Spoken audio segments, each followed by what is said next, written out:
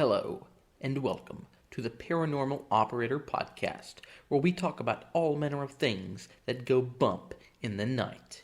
Here, we discuss sightings, news, investigations, and popular media surrounding the paranormal, supernatural, and occult phenomena. So, settle in as we search for the truth. I'm your host, Adam, Operator 23. In today's episode, NASA finally released their UAP study report. Possible extraterrestrial bodies were on display in the Mexican Congress. Space weather. An alleged Bigfoot sighting in Louisiana. Are we imagining our paranormal experiences? And upcoming events.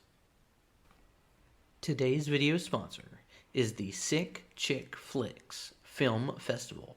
Since 2016, Sick Chick Flicks has screened and awarded short and feature-length films in horror, sci-fi, and fantasy, showcasing some of the best indie filmmakers in North Carolina and from around the world. This year, the event will be Saturday, October 7, noon to midnight, at the Varsity Theater in downtown Chapel Hill. Tickets are available from the website sickchickflicksfilmfestival.com or can be purchased through eventbrite.com. Tickets are $20 per person. Here are the 49 different films that will be showcased. The schedule will include breaks for filmmaker panels and a Q&A, so you can actually get to meet some of these amazing independent creators. This is going to be 12 hours of the most amazing films from across the globe, all made by female filmmakers in key production roles. You will also want to stay till the end to make sure you know who walks away with the Blood Raven Award. So, get your tickets for the Sick Chick Flicks Film Festival today. UFO news. Alright, so one big story here we have today for you folks is that NASA has finally come out with its UAP independent study report. If you were looking for a report that says this is what we think UAP are, you're going to be sadly disappointed. The whole point of this particular report was for all of these highly paid, highly educated people on the taxpayer dollar to come forward and say, this is what we're lacking, this is what we need to do, this is what we could do, and that's it. And it's almost identical to what Arrow has already said. So, if you go to science.nasa.gov/UAP, you can find the report, and it's right here, PDF style. And I've read through it. It's 36 pages long, or at least it says it is. It's not actually 36 pages. It's more like 20-something, simply because some of the pages are like this. They're full images. So, and yeah, there's all the names of everybody who was on the independent study team. And these people, they represent some of the finest, most educated people in their particular fields. However, again, this is, it had to be done, I guess.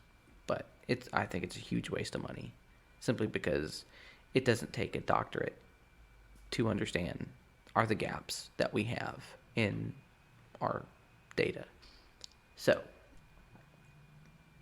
if you don't read anything else, I don't even know why that's included, other than maybe that's something weird phenomena. It's the lightning. It's a pretty cool picture, though. If you don't read anything else, do read the executive summary, because it is very succinct, it's very concise, and it tells you basically everything that's in this report without you having to read the whole daggum thing. So I'm going to look at it here.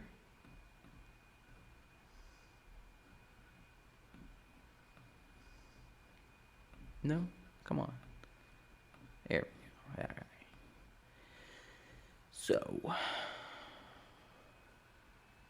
first thing here off the bat, we have that UAPs present a unique, significant opportunity that demands a rigorous, evidence-based approach. Obviously, that's pretty clear. So, what does it take? Well, it's going to require new and robust data acquisition methods, advanced analysis techniques, and systematic reporting framework, and reducing reporting stigma. So that's basically the whole thing in a nutshell, really. And then it goes on, it continues. Just going to switch to the highlight. That NASA does have plenty of existing and planned Earth and space observation assets, and they also have a very extensive archive of historic and current data sets that could be leveraged, although what we have, it lacks the spatial resolution to see objects as small as UAPs. Basically, these satellites are designed to see hurricanes. They're designed to see planets a billion light years away, not something that's a meter wide, which I could agree. I could see that problem. They also, however, say that NASA assets can play a vital role in determining whether specific environmental factors are associated with reported UAP behavior. So essentially what they're saying is, you tell us where a UAP is, we'll snap our satellites in that direction and start collecting data to see if they can try to track anything. I mean, they're grasping at straws, but they might get lucky and hit something. Not necessarily a UAP per se, but something that maybe it left behind, like cavitation or some kind of a temporal anomaly. They actually do bring up temporal anomalies in here as well. Next, they have basically, we could bring the U.S. commercial sector to bear because they have a lot of remote sensing stuff that are actually calibrated to the size of UAPs, so that private industry might be a really big partner in this if they so choose. But the problem is that there's a lot of world out there, a lot of sky, and not a lot of it is actually under high resolution coverage. So that's a kind of a problem. Here we go. Here's another big issue. We have poor sensor calibration. So basically, they can get a measurement, right? You can say, okay, this car is moving at 25 miles an hour. Great.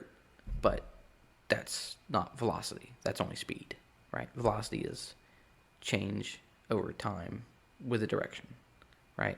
So they need to know it's traveling at 25.326 miles per hour at this degree and at this incline, right? We call that right ascension when you're looking up into the sky. So all that information, along with the metadata, which we'll get to right here in the very next line. Most sensors lack metadata. So basically metadata is this sensor tells me who made it, who manufactured it, so I can look up specifications for it. It also tells me when and where the data was collected. And that's very important because you can then use that metadata and put it together with other sets to find patterns, right? So this is a term that's brought up quite a bit, government-wide approach or whole government approach. And basically,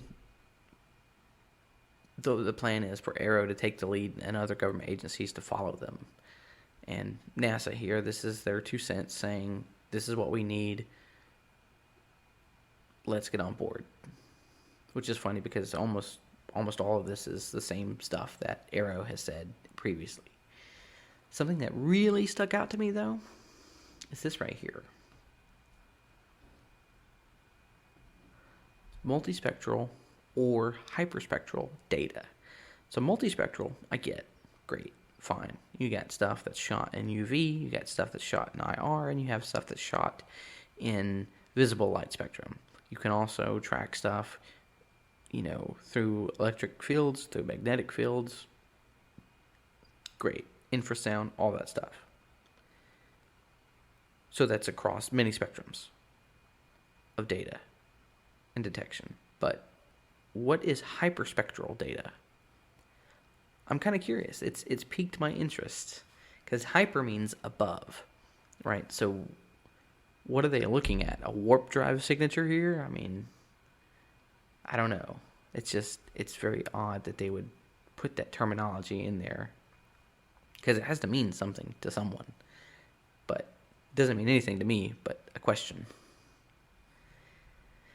Then they also talk about artificial intelligence and machine learning. The problem that they say they have with that, however, is the poor quality of data. If you punch in these numbers, which aren't accurate enough, that basically the AI and the ML will give you bad results because it's bad data. You have to teach it with as much precision as you possibly can. And right now we simply can't do that because we don't have enough good, high quality data.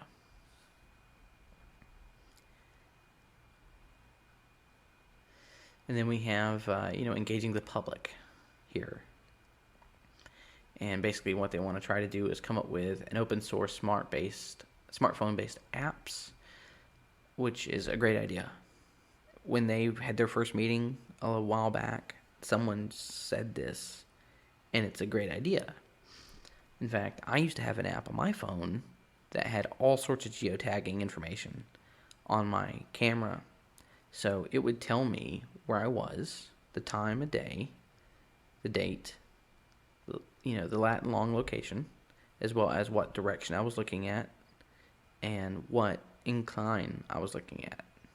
So all that stuff, if you had that information from several different people at the same incident, you could reliably track this object. Or any object in the sky, for that matter.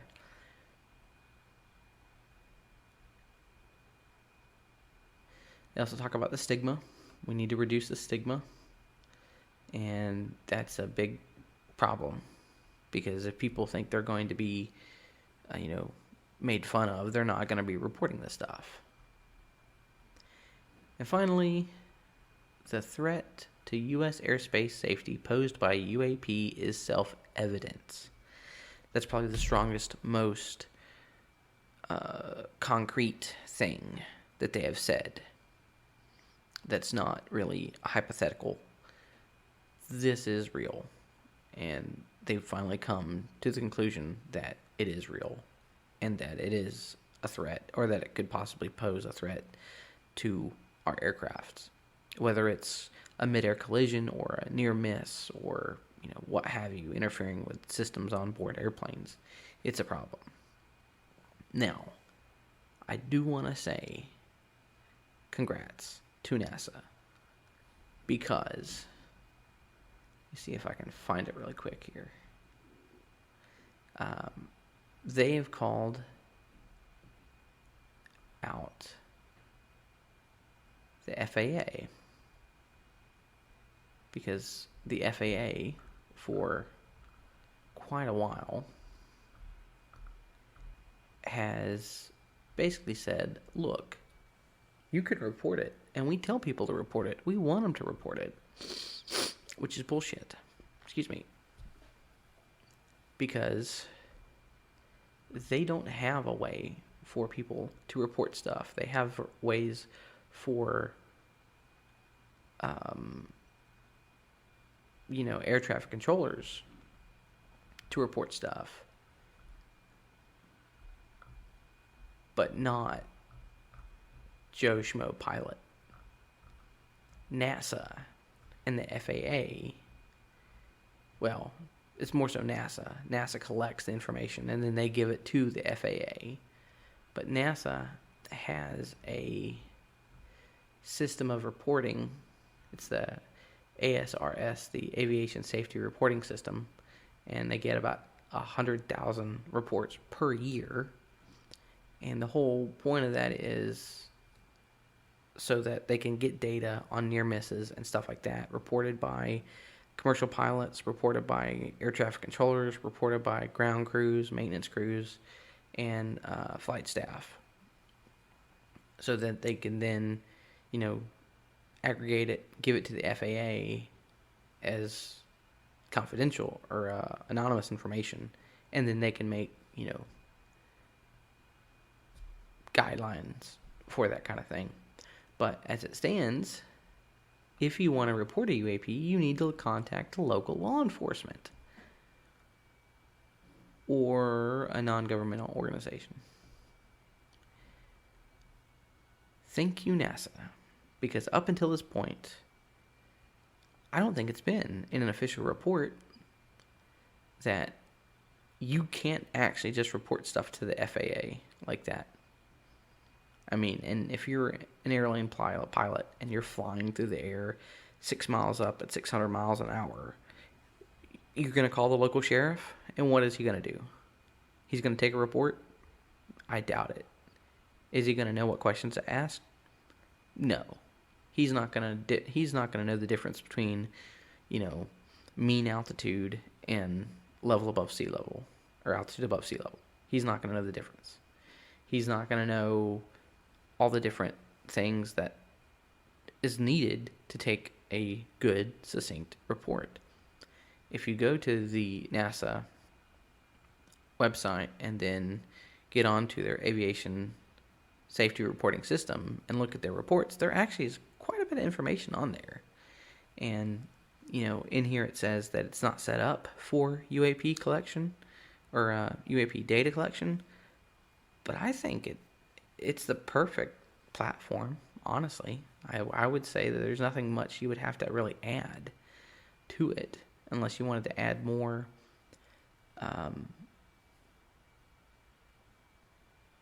of, what size was it, what color was it, what direction did it seem to come from, because,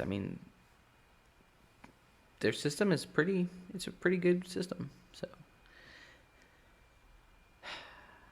Thanks, NASA. I'm glad you did it, because the FAA wasn't going to. So, coming over here to the Debrief, a website I would fully endorse. Give them some love. Subscribe to their newsletter. They have an article here. Basically, NASA's unidentified anomalous phenomena report. Some key takeaways. Come down here. And this is basically just a synopsis. I'm not going to read the whole thing, but this is what they took away. So basically, NASA could play a significant role, and I think they should. They're NASA. They should most definitely play a significant role because these things are out there in space, and they're coming here, supposedly, right? If they are, in fact, extraterrestrials. And NASA says they need better data. Great. We know that already. Arrow has already told us that. Commercial satellites. Come on. Commercials. Why are you not doing this? Commercial satellites and remote sensing should be utilized.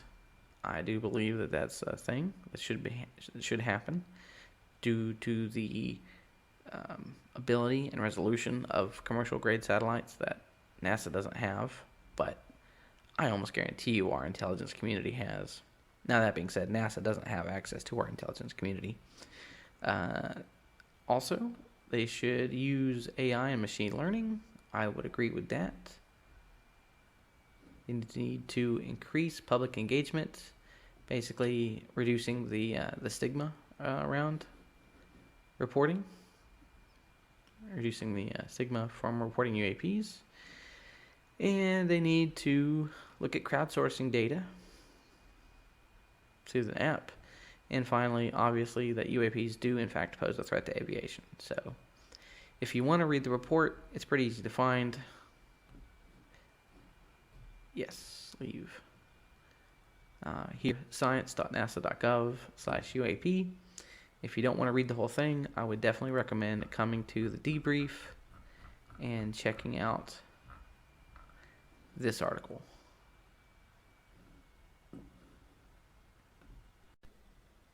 So here is one heck of a story that I really hope it pans out, but it's probably complete malarkey. So, this week, not only did NASA finally come out with its UAP report, which wasn't really a report on UAPs, it was more a report on our incapability. The Mexican Congress had a hearing on this, and good on them. Great. Glad they did it. But also, what came of that is something that is possibly amazing. So, this guy right here is supposedly a mummified alien. Now, before we get into, having to change our pants, let's take a look at the article quickly. So this guy, Jamie Maussan, I probably mispronounced that. I've seen him on Ancient Aliens. I'm fairly sure he was on Ancient Aliens. I've seen him. He's got a couple of documentaries about volcanoes and UFOs. He is a big-time TV personality in Mexico and a self-purported ufologist.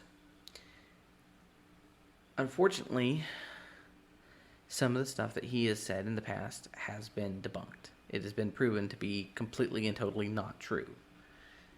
So, can we believe what this guy is saying now? Maybe, maybe not. There have been other mummified remains similar to this that have been found, and they were proven to be children, human children. So this guy was found, see if I can find it, back in 2017, and it was near the Nazca lines down in Peru. It was dated to be about 1,000 years old, and that's according to carbon dating done at the National Autonomous University. Now, what is being claimed here is that these things are non-human, and that they have been scanned, x-rayed, and scrutinized to say that, yes, these are definitely not humans. However, that same organization that did the carbon-14 dating republished a statement from 2017 that they were only there to determine the age of the samples, not whether it was human or not. So,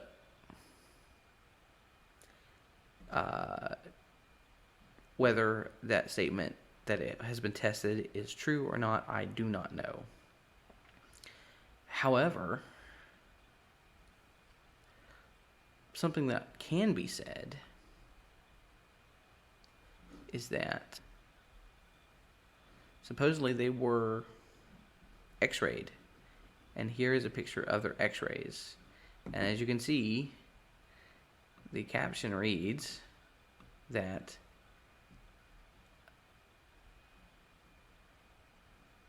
experts testified under oath that one of the bodies is seen to have eggs inside of it. Now, how you make eggs out of that image? Oh, too far. I have no idea.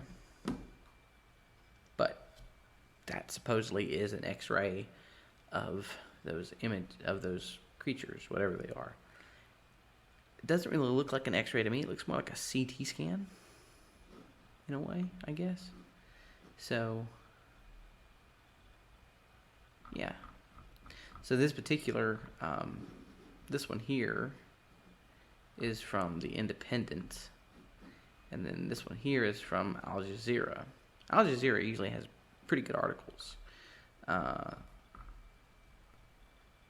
But that being said, you can find this article or information about this article all over the place.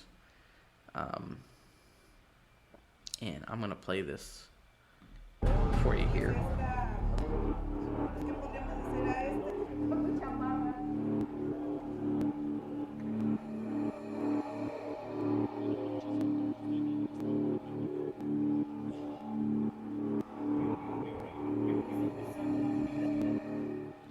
Y creo que hay una demostración clara de que nos encontramos ante ejemplares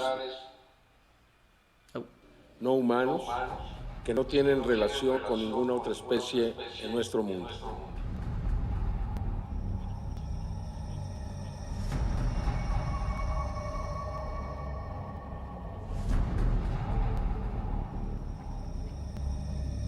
Nos quedamos con reflexiones, con inquietudes y con la ruta de seguir platicando sobre esto.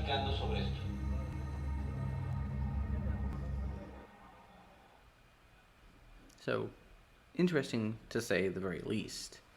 And if, this picture over here does in fact show its internal structure, then, who's to say what it is? But I'm not going to say whether or not it's for real or if it's just a hoax. There's other stuff you can find. If you go to YouTube, you can find the 3-hour-long press conference, or not press conference, the congressional hearing. And then on Twitter, because I can't seem to find it on YouTube for some reason, you can find it on my page. So I reposted it from Ronnie Vernette, and it's a 10-minute video basically talking about these things that they found, and that showing that they had in fact been scanned and measured and were found to be non-human. So if you want to look into that, you can. I'm going to definitely take a deep dive into this, but I'm not going to try and cover, a 3-hour. Oh, come on. I'm not going to try and cover a 3-hour thing in one episode. So if you want to look into it, I'll probably have something typed up maybe tomorrow on our WordPress site. So paranormaloperator23.com if you want to check that out. Anyway, very interesting to say the least. Space weather. Space weather, brought to you by spaceweather.com. So, we had a CME graze Earth's magnetic field on the 17th, which is today, and that happened at 0246 Zulu time, so Greenwich Mean Time. And it hasn't caused any magnetic storms yet. However, a G1 class storm could develop. So you might have some interference with different communications.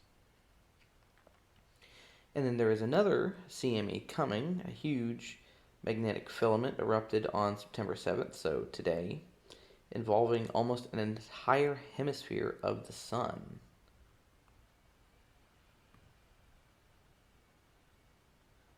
According to a NASA model, the CME should hit Earth's magnetic field late on September 19th. The impact could spark a G2 class magnetic storms with auroras in the northern tier U.S. states from New York to Washington State. Well, that's pretty cool. And here we have the eruption. Yeah, it's a big boy right there. Huh. Well, if you live in the northern United States, you can maybe look forward to some auroras on September 19th. Coming down to our NEO objects, near Earth asteroids. Let's see, what's our date range this time? So we're looking at today's the 17th to the 23rd. So, wow, we got quite a bit coming through. 23rd to the 17th. All right. Well, we have this guy right here jumps out. And this one here, kind of close. So on September 20th, we have asteroid 2023 RP9, September 20th. That's going to make an approach at 2.3 lunar distance, and it is going to be 29 meters in diameter. I mean, it's not massive, but it definitely would wreck your day. And then today, we have one coming in. It's only 17 meters in diameter, and it's going to pass us at 3.6 lunar distance. And that's going to be asteroid 2023 RH11. Overall, those are the only ones that look like they're coming in the closest. And it looks like, to me, this boy is going to be the largest. So we have asteroid 523598 going to make its pass September 20th. Fortunately, at 9.8 lunar distance. Because it's not coming in, it's not very fast. Only 25 kilometers a second. But it's 239 meters in diameter. So that's a big boy. Definitely would ruin our day. Now, for the things that are not going to ruin our day and we want to see, let's check out the meteor activity.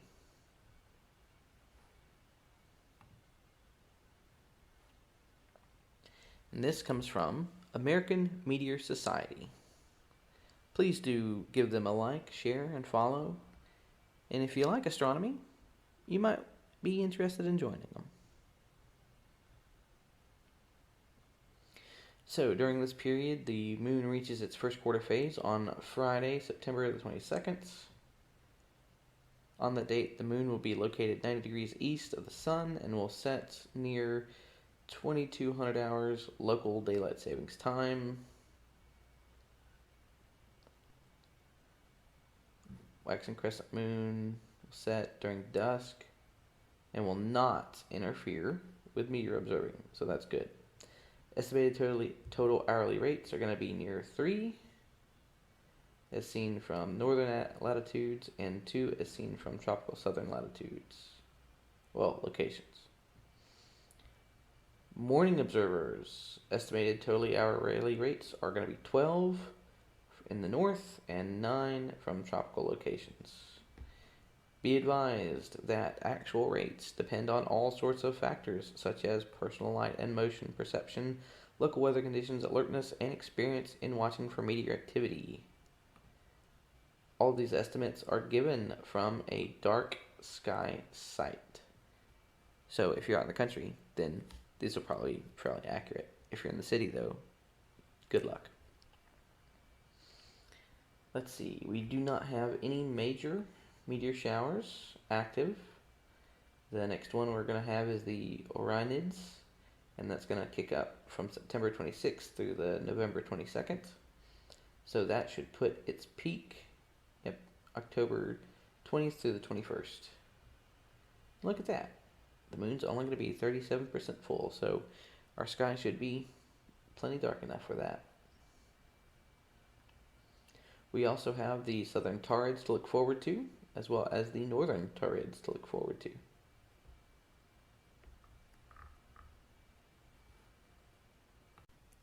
Cryptozoology News.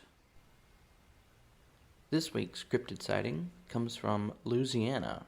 This particular article, as you can see, is from 97.3 The Dog.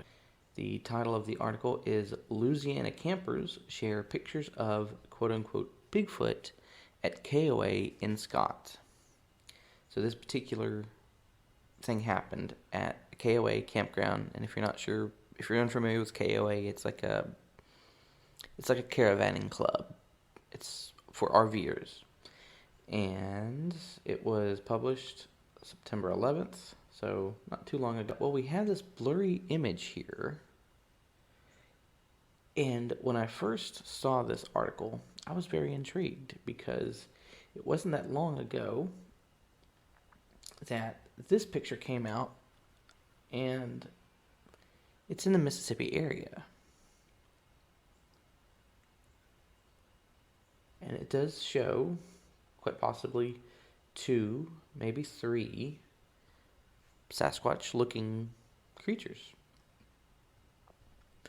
Now, while this might be something natural,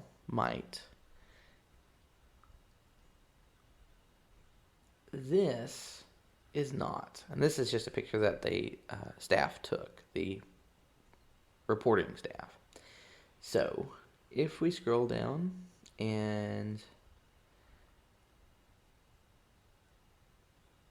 find out who the culprit was, we find the culprit was Fred. This is Fred. Say hi, Fred. And he is a metal cutout that these campers from Lafayette, I'm assuming Lafayette, Louisiana, they bring Fred along everywhere they go. And so it was one of those things that they just kind of stuck up at their campsite. And some folks saw it at a distance, and they were like, oh my God, it's Bigfoot. So, yeah. Unfortunately, not a real one, but it's still funny nonetheless, I guess you could say.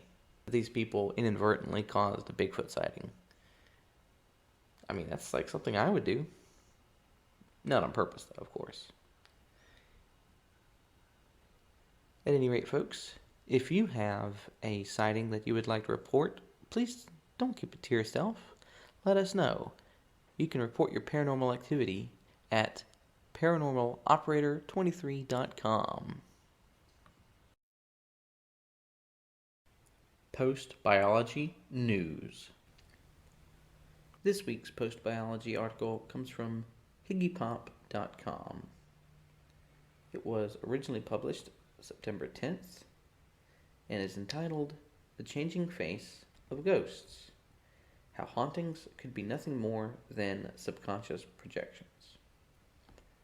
I'm not going to give you the whole rundown of it. We're just going to kind of skim over it, give you the gist of it. But I would recommend coming and checking out this website. They do seem to have quite a bit of resources as well as news articles, and I'm definitely going to be using them as a source in the future. So what is this article about? Well, it's pretty simple, really.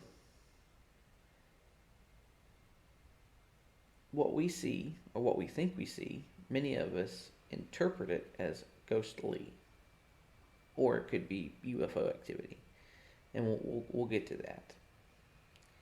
And basically, the manifestations, stuff that we've seen, seems to change over time. It changes with the zeitgeist and the common theme and education level of the world. So as things progress, they change, right? So like, for instance, we don't see sea monsters anymore.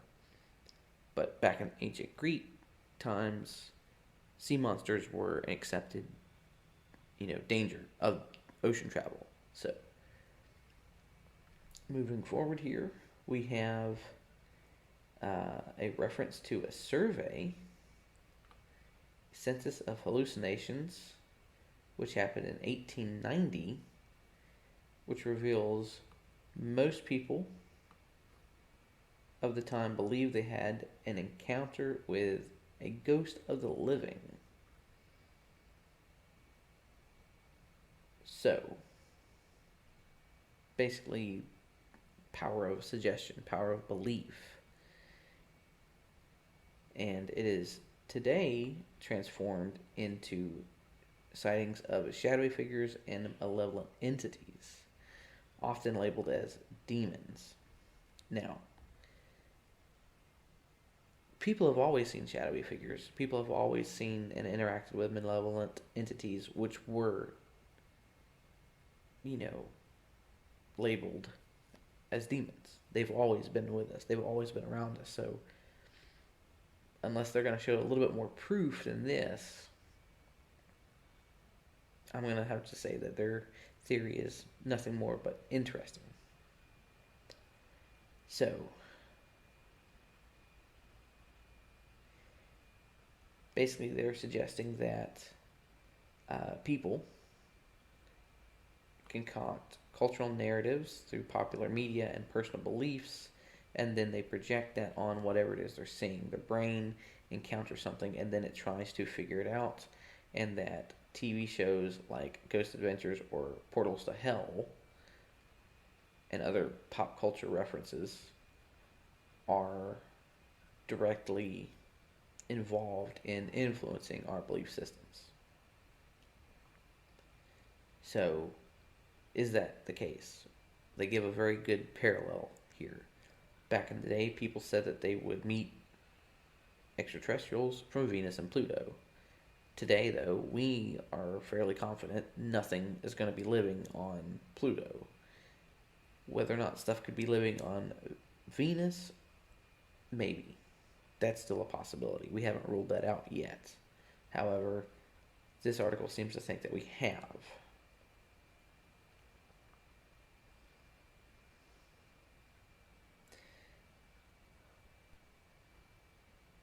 And basically, they sum it up pretty good here. These apparitions could be mental projections from witnesses akin to deeply symbolic dreams or hallucinations. This theory aligns with previous thoughts on the subject, which suggest the paranormal phenomena are part of a continuum that ranges from dreams at one end to solid reality at the other. So, that to me is very intriguing as a psychology student. I would like to learn more about this theory because I've never heard of it. I've heard of people being projecting, and that being enough to bring them into a sort of a hallucinative state, but that it's a continuum between dreams or hallucinations straight up to the real world. I mean, that's magic. Almost. Except that it's in your mind, I guess.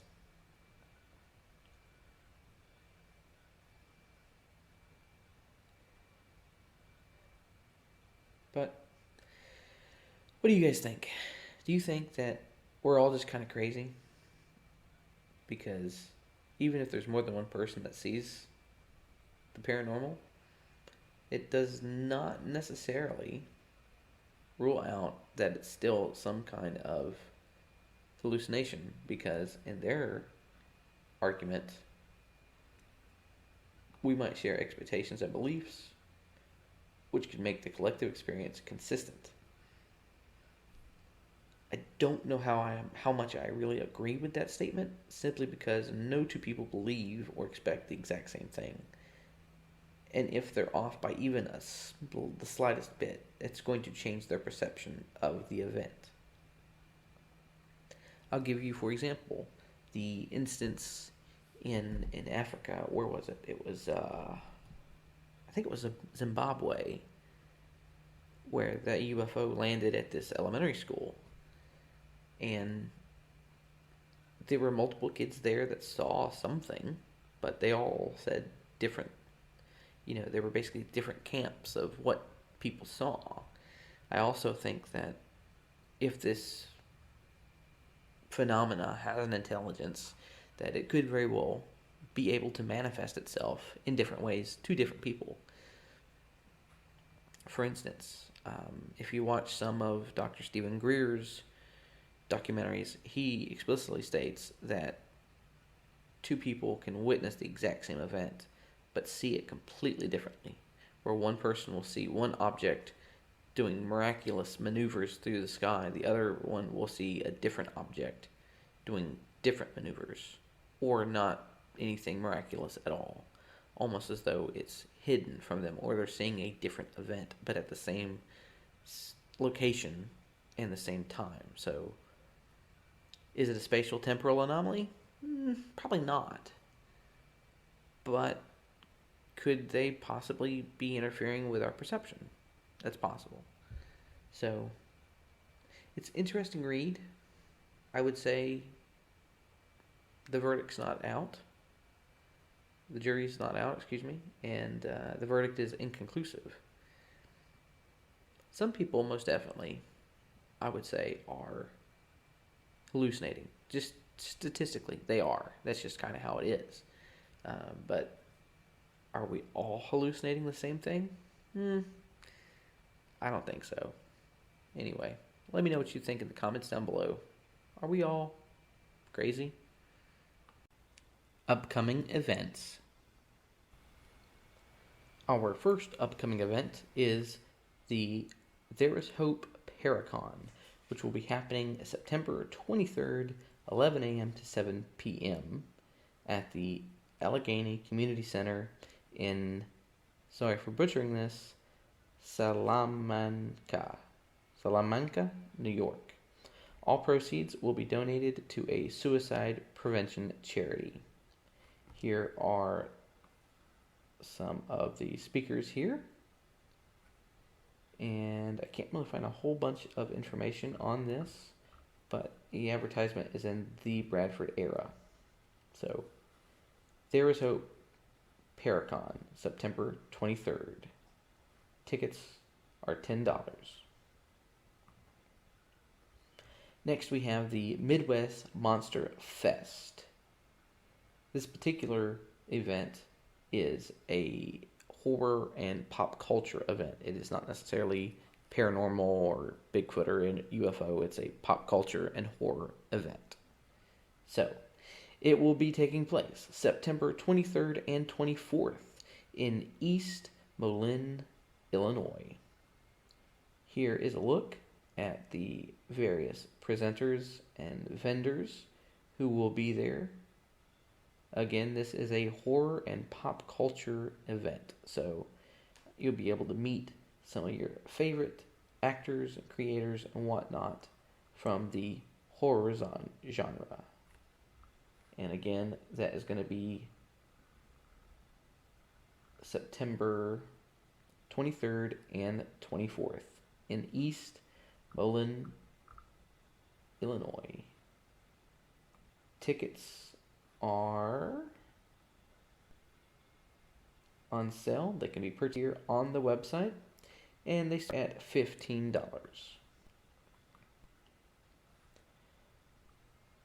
September 30th is National Ghost Hunting Day, so grab your significant other or maybe just some friends or reluctant coworkers. Get your K2 meter out, your SLS ghost camera app, and head over to someplace spooky. Do some ghost hunting. I actually just did that this past weekend with a meetup that I'm in. We went to one of the oldest cemeteries in Raleigh. Just so you know, going to a cemetery is fairly safe. It's probably one of the least haunted places you can actually go. So, September 30th, National Ghost Hunting Day. October 5th through the 8th. This is a Thursday through Sunday event. The Bigfoot Base Camp Weekend. All kinds of stuff. You will get a chance to meet Matt Moneymaker, who is the founder of the BFRO. They have a dinner with him on Thursday. Then there's also a BFRO panel on Friday as well. Saturday is the main event with a nature center, crafts, and a Bigfoot pontoon tour. That should be interesting. There will also be author presentations and a community town hall presentation by Matt Moneymaker. Very interesting event. It will be taking place in Perrysville, Ohio. So if you're in the area and you want to meet Matt Moneymaker, Perrysville, Ohio, October 5 through the 8th. And I don't see tickets. There will be food trucks available, so you can buy food online. Oh, here we go. Entry pass is going to be $30 per car, or you can go in $15 per car if you want to pay at the gate. No online advance sales are being done, so you got to pay when you show up. Moving over to Oklahoma, we have the Hanobia Bigfoot Festival and Conference.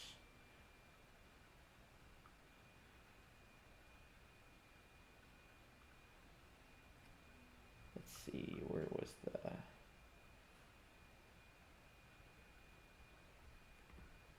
Here we go. So, here are some of the speakers you can listen to and meet.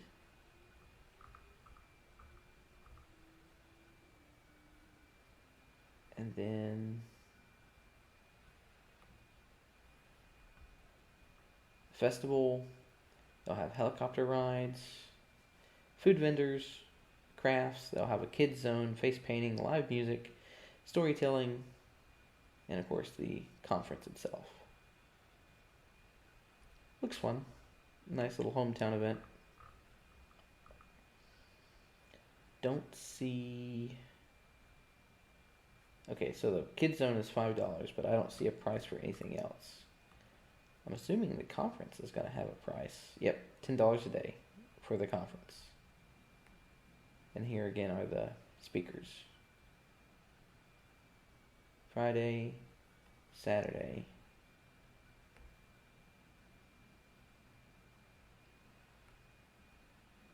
That looks just like the place I was in Virginia at the ECBRO conference. Anyway, October 6th and 7th, Hanobia Bigfoot Festival and Conference in Hanobia, Oklahoma. Next, we have an international event. The 2023 Halifax Paranormal Symposium will be happening October 7th at the Halifax Tower Hotel and Conference Center in Halifax, Nova Scotia. This is a scientific symposium and is intended for educational and entertaining purposes. I would imagine most of this stuff is probably going to be rather dry unless you are very scientifically minded. At least that's how it kind of is presented. You can buy tickets. They are on sale for $125 at the website here, ppri.net/tickets. And then these are the guests who will be there.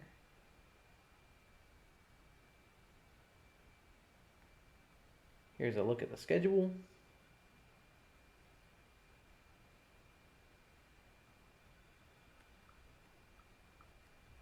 So that is going to be the Halifax Paranormal Symposium in Halifax, Nova Scotia, Canada, October 7th. Coming a little closer to home, we have the South Carolina Bigfoot Festival, which will be in Westminster, South Carolina.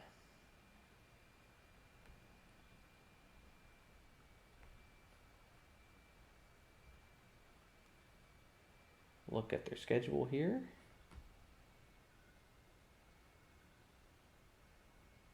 These are the speakers.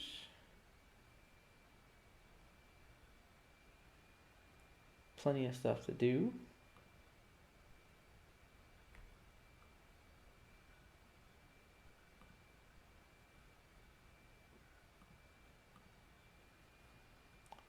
to see if they have a price. I probably overlooked it.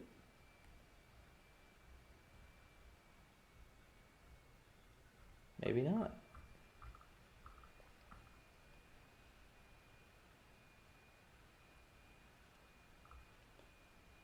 Well, if you want to look for a price, be my guest. I don't see one. So, October 13 and 14, the South Carolina Bigfoot Festival in Westminster, South Carolina. They will have live music, expert speakers, Bigfoot tales, food and craft vendors, as well as themed contests, children activities, and more.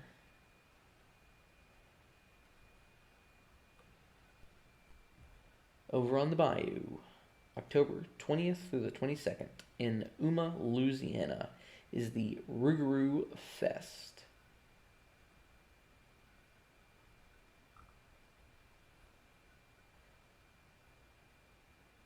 And we'll have carnival rides,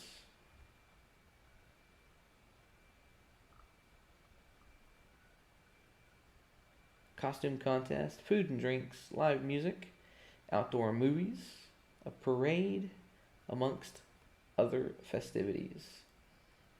I don't know why they picked this picture, because she does not look very happy to be standing in waist-deep water.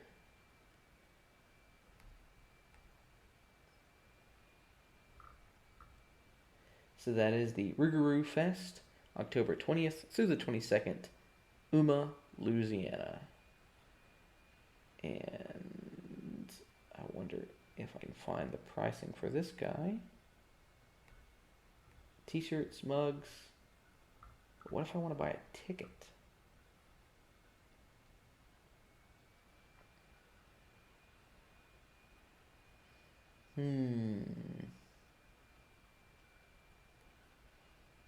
I don't see any information about a ticket, so I guess you're on your own for that one as well. Our last upcoming event is the 2023 Texas Bigfoot Conference, which will be happening in Jefferson, Texas. The event will be October 20th through the 22nd. Here are some of the confirmed speakers. And a look at the schedule. Friday, we'll have a meet and greet that's catered by where's it at? Here we go, Riverport Barbecue. Sounds good. I could go for some barbecue right about now. And as you can see, the tickets start at $50 and go to $500. I'm assuming the $500 is probably for VIP. So, October 20th through the 21st, Jefferson, Texas. You can visit the Texas Bigfoot Conference.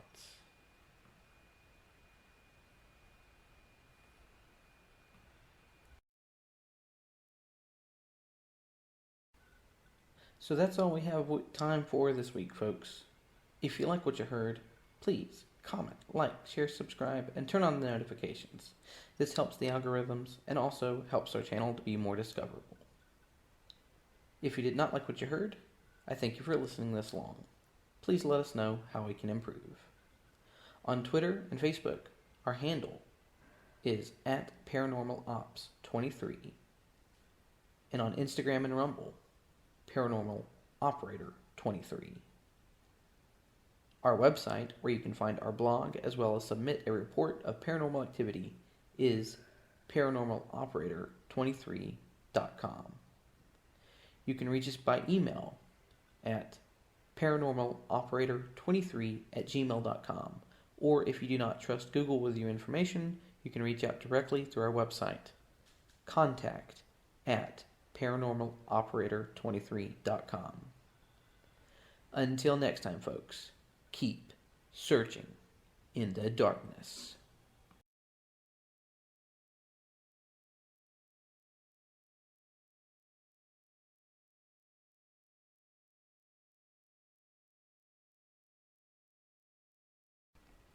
Today's video sponsor is the Sick Chick Flicks Film Festival. Since 2016, Sick Chick Flicks has screened and awarded short and feature-length films in horror, sci-fi, and fantasy, showcasing some of the best indie filmmakers in North Carolina and from around the world. This year, the event will be Saturday, October 7, noon to midnight, at the Varsity Theater in downtown Chapel Hill. Tickets are available from the website sickchickflicksfilmfestival.com or can be purchased through eventbrite.com. Tickets are $20 per person. Here are the 49 different films that will be showcased. The schedule will include breaks for filmmaker panels and a Q&A, so you can actually get to meet some of these amazing independent creators. This is going to be 12 hours of the most amazing films from across the globe, all made by female filmmakers in key production roles. You will also want to stay till the end to make sure you know who walks away with the Blood Raven Award. So, get your tickets for the Sick Chick Flicks Film Festival today.